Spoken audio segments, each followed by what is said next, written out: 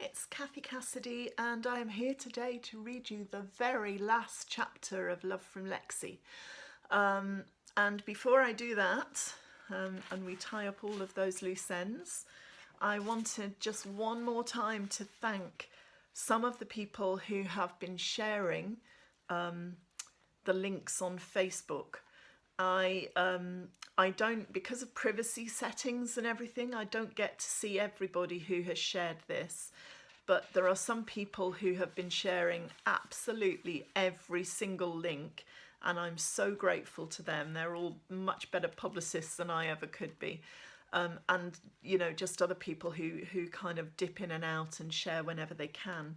But some of the most regular have been Martin, Earl, Tony, Dorothy, Sarah, Stephanie, Sheila, Anne, Anna, Annie, Doreen, Natalie, Craig, Joe, Rachel, Libby, Kath, Bracken, Mog, Sharon, Mary and Kat, and lots more that I know I did give people sharing a shout out earlier on in the chapters, but you know, those people have been pretty awesome, so thank you ever so. Thanks also to friends and readers of all ages who have been liking and sharing and commenting and giving the little YouTube channel, which was my personal YouTube channel and now just has turned into the Love from Lexie channel, and have given that a little follow, because that's great. So here we go, the very last chapter, and it's called Afterwards, chapter 32. Afterwards, I remember the moment when Marley took my hand and tugged me away from the wings, down the steps to the front of the stage, the others following. We wriggled our way into the crowd, found Mandy and John and the others, and Sasha's parents and Lee's, and a whole lot of other people too. We laughed and danced and sang along with the words of Kedwilder songs we didn't even know we knew. I remember how brilliant it was, how the air crackled with hope and our hearts filled up with the joyful music of a lost generation. I danced with my friends, with Bex and Happy and Marley and all the kids from the Lost and Found, and I loved every moment. Later on, a snippet of Kedwilder's first scheduled performance in a decade makes it onto the 6 o'clock news. I don't perform much in public these days, he tells the camera, but Milford's libraries matter. They are the reason I'm doing this. Wow, Mandy says, I think your library campaign just got its best plug yet. And if you're still doing that documentary interview with the BBC, that'll help too.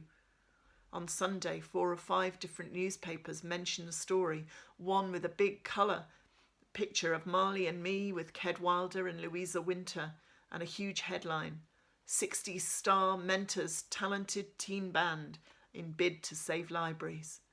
The report claims that Kedwilder was really impressed with our set and hopes to see us soar to success. How about that, Marley crows? Fame and fortune at last. 2 days later, the council announced that they've changed their mind about the libraries. We watch the U-turn on Reporting Midlands. One of the men in suits stands in front of the library love letters display in Bridge Street Library and tells the camera that their decision is nothing to do with the letters or the festivals or the festival or the rallies and petitions and outpourings of support. Nothing at all to do with any of that. Libraries have always been an essential part of Milford society, the council spokesman says. Closing them was a last resort.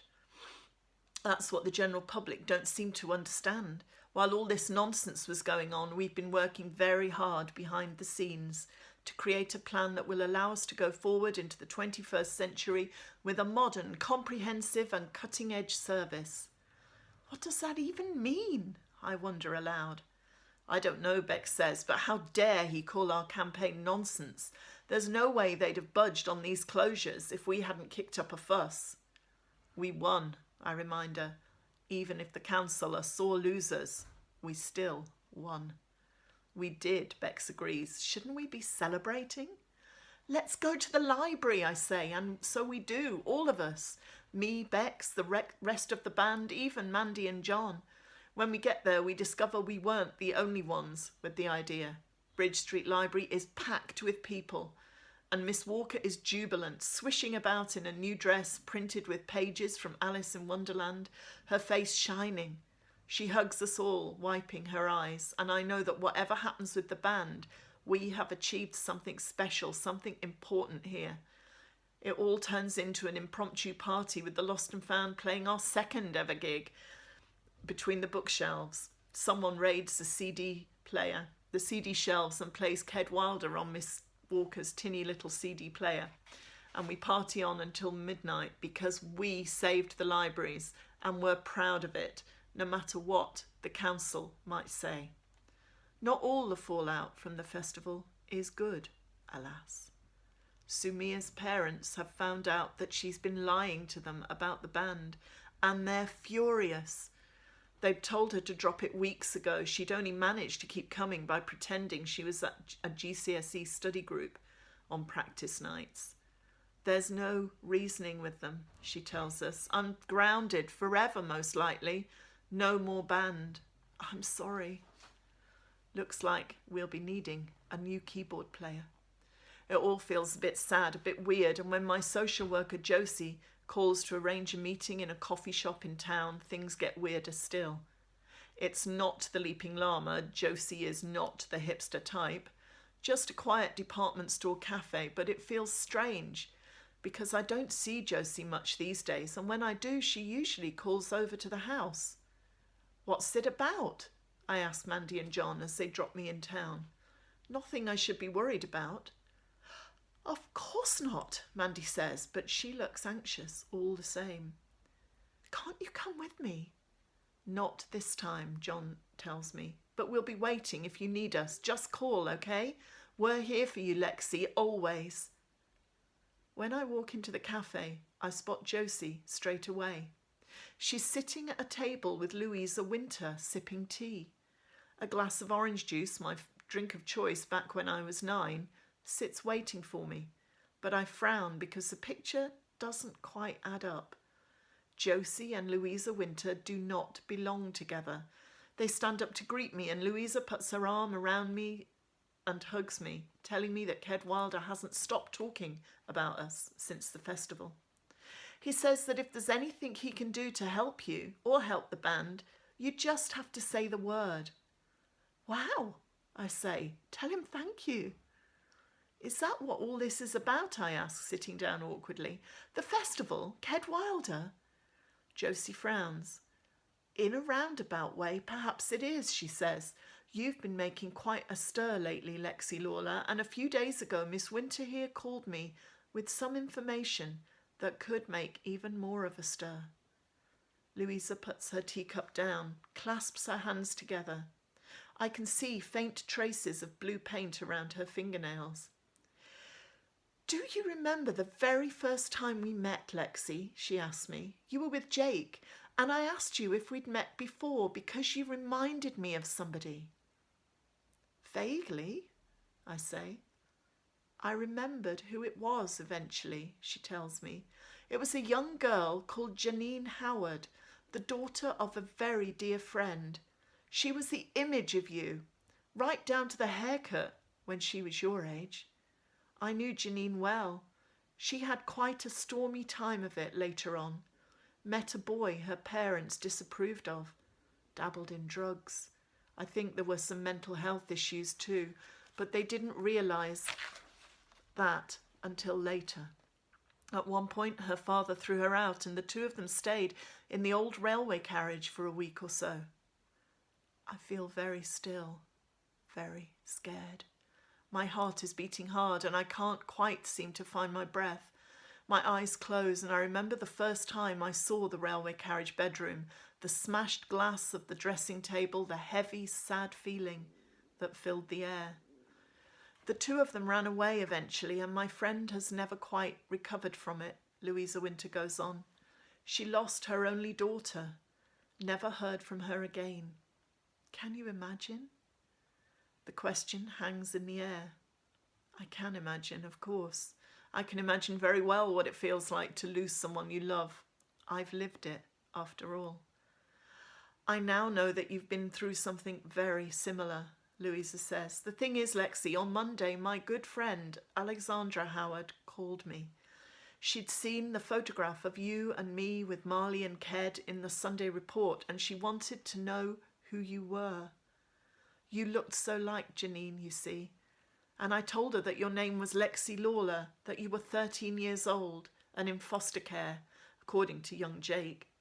Alexandra called the social services straight away. I can't think. I can't understand. My mouth is too dry for words, but when I reach for the orange juice, my hand shakes so much I knock the glass over, and Louisa grabs napkins from a nearby table to mop up the spill. Are you saying you found my mum? I whisper. Louisa takes my hand. No, Lexie, not your mum, she says, calm and steady as always. Your grandparents, Alexandra and Tom Howard, and they really want to meet you. I shake my head. But I don't get it, I argue. My mum was called Nina Lawler, and she told me her parents were dead. Nina was a nickname from when she was little, Josie tells me, and Lawler was your dad's surname. She must have adopted that. Her parents weren't dead, and they never stopped missing her. Nina came back to Milford in the end. Perhaps she had it in her mind to make contact with her parents, let you meet them. We don't know, because for whatever reason, that didn't happen. Alexandra and Tom had no idea they had a granddaughter. What happens now? I ask. Nothing too dramatic, Josie reassures me. We have a lot of sorting out to do, a lot of planning. You're settled with Mandy and John, so we won't be moving you for the moment, or not at all unless you want us to. But we thought you might want to meet your grandparents. They lost their daughter, and you lost your mum, and nothing has changed that. But now, perhaps, you have each other.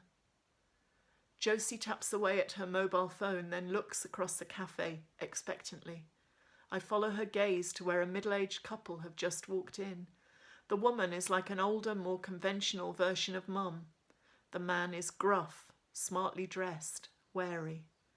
I stand up shakily, wiping hot tears from my eyes, and the couple walk towards me. Marley and me are sitting on the steps outside the old railway carriage a few days later. I can't believe it, he says, laughing out loud. Ked Wilder has the music world in the palm of his hand, and he's offering to be our mentor. Mentor? I echo. That's not quite what he said. Don't believe everything you read in the papers. Near enough, Marley crows. He likes our stuff and he wants to help us in any way he can. How cool is that? A bright future for the lost and found, saved libraries, unexpected grandparents. Things are looking up. It's the end of us two, though, I point out sadly. Just friends from now on. Best friends, though, Marley tells me. And Lexie, trust me, this isn't the end. Not really. It's just the beginning. And there is one last filler between the chapters, one very last letter from Lexie to her mum. Dear Mum, the boyfriend thing didn't work out, but we're still good mates, so that's okay. There's someone else I think I like, but I'm not sure anything will come of it. I'm talking to Mandy about all that kind of stuff now, and she's great. I think you'd be happy I have people like Mandy and John looking out for me. I hope so. I really do. We ended up getting in the papers again and on TV because of Ked Wilder. And saving the libraries too, of course. I've spent weeks hoping you would see my picture or spot me on TV, but in the end it was my grandparents who saw the pictures. They got in touch with social services, and although I'm still getting to know them, they seem nice. I wish I'd known they existed before. I might not have felt so alone. I still have so many questions, Mum, but I don't know if I'll ever find the answers. I've carried so much hurt around for so long now, and I have to let go and get on with my life, even if I never do find out what really happened to you. Maybe some things are just meant to stay a mystery. I love you to the moon and back. Love from Lexie. P.S. I don't think I'll be writing again, Mum, but I will never forget you. I promise. And that's the end. It's the end and the end of the chapters, but there will be one more little video for you tomorrow, because I just wanted to let you know it really isn't the end. It's actually book 1 in a series of 4. And I want to just tell you a little bit and show you the other books in case you're interested, and a couple of other things that I wanted to say that maybe will help you in the whole lockdown thing. So just another little short, much shorter than this video tomorrow, and then I promise I'll be quiet for a little while at least anyway. Thank you so much for sticking with me through it all, and I'll see you tomorrow for one last little chat. Take care.